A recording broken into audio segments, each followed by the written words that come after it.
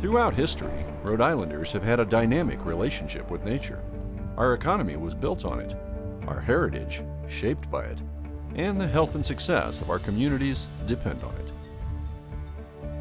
Since the Industrial Revolution, the world has been rapidly burning fossil fuels to power our cities, drive our cars, heat and cool our homes, and to produce food and other products. But when we use fossil fuels like coal, oil, and gas, we pump more and more carbon dioxide into the atmosphere. This buildup creates a blanket-like effect, trapping in heat around the world. If nothing is done to halt this process, the planet we leave our children will be hotter, with more extreme weather and flooding, fewer species of plants and animals, and ever-growing threats to the health and well-being of our communities. Rhode Island is no exception, and has already been experiencing these realities of a destabilized climate. The Patuxent River starts in Scituate and meanders 12 miles to Narragansett Bay. Diverse populations enjoy the river's beauty, but also understand its power and force. In March of 2010, Rhode Island experienced a series of intense rain events that dumped more than 20 inches of rain in just 38 days. This impacted the Patuxent, Wood, and Pawcatuck rivers and their tributaries, washing out bridges and dams and flooding hundreds of homes and businesses in their path, including the Warwick Wastewater Treatment Facility. You could barely see the top of those pipes. Those supply air to the biological system. You could just barely see the top of those pipes. At the back of the facility here, we had about 10 feet of water, and then at the higher end of the facility there in my office, 6 feet of water. It doesn't rain like it used to. Rains used to fall in kind of nice steady rains that soak nicely into your grass, and now it rains either not at all, or it rains like crazy, rains greater than 2 inches in accumulating fresh water in a less than 24-hour period.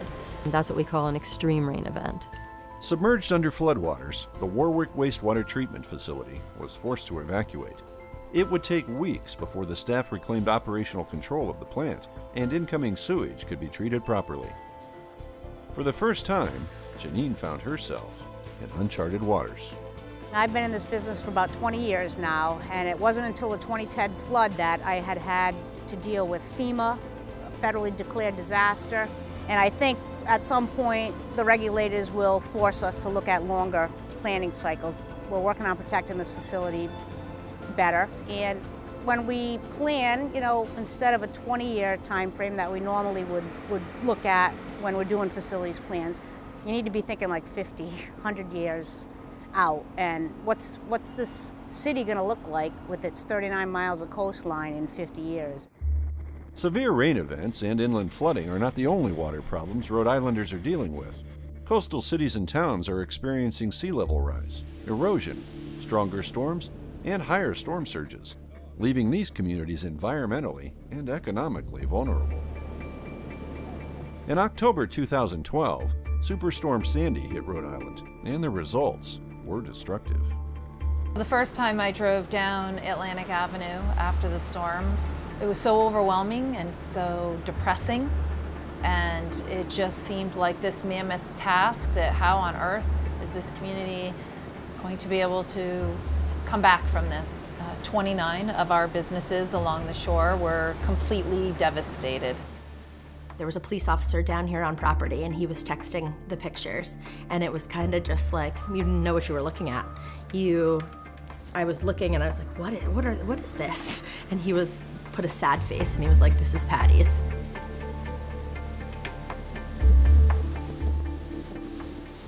After a big storm, the question is always rebuild or retreat. But I think here in Misquamicut, the lesson that was learned was redesign your business model, rethink. Think about the future. Think about the fact that Mother Nature is knocking on your front door and this is not going to be the last time. When we rebuilt, we couldn't change the footprint of the building. But what we decided to do was put furniture out there and made it become a service area, rather than making platforms and decking and concrete forms like we had before. Now, if we do ever have a threat of a storm like Sandy again, we would get containers and put the furniture in containers and take it off property to try to salvage as much equipment and things that we weren't able to salvage last time. Innovative solutions such as these help businesses to reopen after a disaster. When businesses recover, the community follows. However, the scars of the storm can remain. It's something that you will never ever forget. It is a stress level, physically, mentally, and financially, that you just can't even convey to somebody unless you've experienced it. We now, as a Chamber of Commerce, have a plan of action that we would embark upon should another storm of that magnitude hit our community. Because it's not a matter of, will there be another superstorm or hurricane for our community? It's a matter of when. Rather than hurricane storm surge and sea level rise, residents in the town of Tiverton experienced a different problem: drought. Because of Tiverton's makeup, it's very heavily reliant upon the water that's in the ground. We don't have a large aquifer, so we rely on that groundwater. And we saw all of the water sources that we would use for our water suppression for fire dry up. But fighting fires was not the only problem caused by the lack of water. The other concern that came to us was private wells, artesian wells, points that people used for their drinking water. We became aware that several of those were starting to dry up, and we were aware of homeowners that had to move out of their homes for several months because they had no drinking water. The lack of water does lead to a health issue, and from an emergency management side, that's where I come from, because it's a health and safety concern for the entire community. The sanitary systems don't work if we don't have water. Nearby on Aquidneck Island, Newport Housing Authority has taken a comprehensive approach to dealing with climate change and the threats associated with extreme weather events. Through the Senior Resiliency Project, Newport Housing Authority partnered with the Rhode Island Department of Health Climate Change Program to better prepare their residents and staff. The site assessments that the Department of Health did with Yale New Haven, actually walking through and informing the Housing Authority that it would be beneficial for 85 units to maintain, a gallon of water per person per day. It wasn't, a huge inconvenience for us to go out and order these meals ready to eat, MRE bars and such, to order some cots, some bedding. Actually created floor captains, someone on each of the floors on the east and west wings, so that we could do wellness checks in the event of an emergency if we needed to. The elderly service coordinator, she will check with other people, make sure that the prescriptions are filled. We're a phone call away. I like to think we bring comfort to the residents. I think it just helps everyone in that regard. Developing communication protocols and having resources on hand before disaster strikes are vital components to building a resilient community. Newport Housing Authority has also given considerable attention to energy efficiency and weatherproofing their properties. The buildings are all Energy Star rated, and the goal is for a 40% reduction in energy consumption over an average home.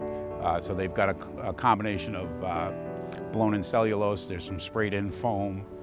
We always try to use the more natural products where we can, high-efficiency windows, doors, storm doors, and they do stay quite warmer.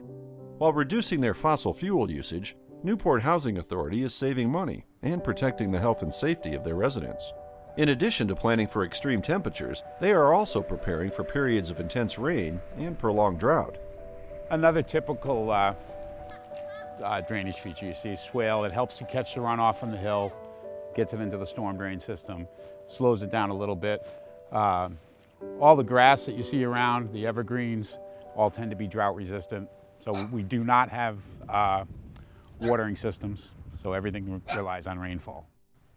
From managing their facilities to engaging their residents, Newport Housing Authority has taken a holistic approach. As our population is getting older and our families are aging in place, it becomes ever increasingly important for housing authorities to start looking at preparedness in this way.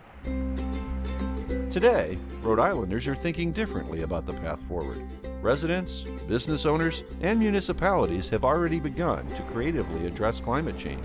But there's still much more that we can all do to both prepare for and reduce the impacts of climate change. Together, we can make a difference as part of a global effort, strengthening our relationship with our environment and ensuring a sustainable and resilient future for us all.